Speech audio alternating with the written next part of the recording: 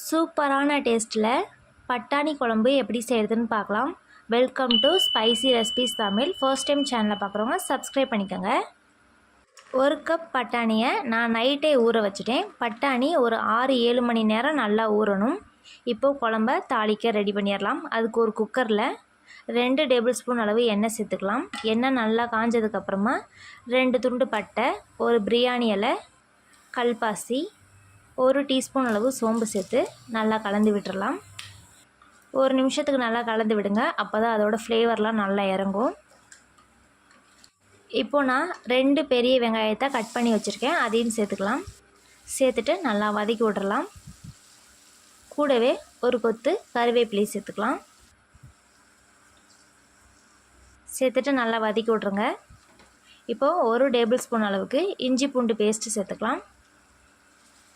சேர்த்துட்டு நல்லா கலந்து விட்டுருங்க. இஞ்சி பூண்டோட பச்சை வாசனை நல்லா போகணும். இப்போது நான் மீடியம் சைஸ் தக்காளியை 2 கட் பண்ணி வச்சுருக்கேன். இப்போ அதையும் சேர்த்துக்கலாம்.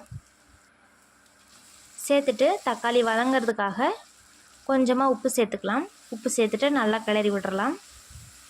தக்காளி நல்லா தொக்கு மாதிரி வதங்கி வரணும். அப்போ தான் கிரேவியும் நல்லா திக்காக இருக்கும். அதுக்காக மூடி போட்டு நல்லா வேக வச்சுக்கலாம். இப்போது தக்காளி பார்த்திங்கன்னா நல்லா வெந்து வந்திருக்கு. இப்போது கரண்டியால் லைட்டாக மசிச்சு விட்டுக்கலாம். இப்போது தக்காளி எல்லாம் நல்லா வதங்கி வந்துருச்சு. இப்போ இந்த ஸ்டேஜில் நம்ம ஊற வச்சுருந்த பட்டாணியை சேர்த்துக்கலாம்.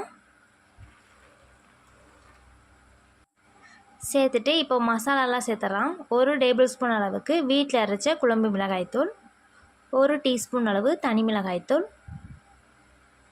2 டீஸ்பூன் அளவுக்கு மல்லித்தூள், அதாவது 1 டேபிள் ஸ்பூன் அளவுக்கு சேர்த்துக்கோங்க. சேர்த்துட்டு நல்லா கலந்து விட்டுறலாம். அடுப்பை சிம்மில் வச்சுட்டு கலந்து விடுங்க. அப்படி இல்லைன்னா மசாலாலாம் கரிஞ்சு போயிடும். இப்போது அடுப்பை சிம்மில் வச்சுட்டு குக்கர் மூடியை திருப்பி வச்சுட்டு ஒரு 5 நிமிஷத்துக்கு விட்டுறலாம். நல்லா எண்ணெய் பிரிஞ்சு அப்போ நமக்கு குழம்பு நல்ல கலராக கிடைக்கும். அதுக்காக தான். இப்போ நல்லா எண்ணெய் பிரிஞ்சு வந்துருச்சு. இப்போ இது கூட நம்ம தேவையான அளவு தண்ணி சேர்த்துக்கலாம். நான் 1.5 கப் அளவு தண்ணி சேர்த்துருக்கேன். தண்ணி சேர்த்துட்டு கூடவே கொஞ்சமாக உப்பு சேர்த்துக்கலாம். ஏற்கனவே தக்காளியில் உப்பு சேர்த்துருக்கோம். இப்போ கொஞ்சமாக அளவாக பார்த்துட்டு சேர்த்துக்கோங்க. இப்போ மூடி போட்டு மூடி ஒரு 5 விசில் விட்டு எடுத்துக்கலாம். அப்போ தான் பட்டாணி நல்லா வெந்து வரும். 5 விசில் வந்துருச்சு. குழம்பும் ரெடி ஆயிடுச்சு. பாருங்கள் எவ்வளோ சூப்பராக இருக்குன்னு. அவ்வளோதான், நம்மளோட சூப்பரான சுவையான பட்டாணி குழம்பு ரெடி ஆயிடுச்சு. நாங்கள் இந்த பட்டாணி குழம்ப சாதத்துக்கு அப்படி இல்லைன்னா சப்பாத்திக்கு அடிக்கடி வைப்போம். கண்டிப்பாக ட்ரை பண்ணுங்கள். நம்ம வீடியோ பிடிச்சிருந்தா நம்ம சேனலை சப்ஸ்கிரைப் பண்ணிக்கோங்க. லைக், ஷேர் பண்ணுங்கள்.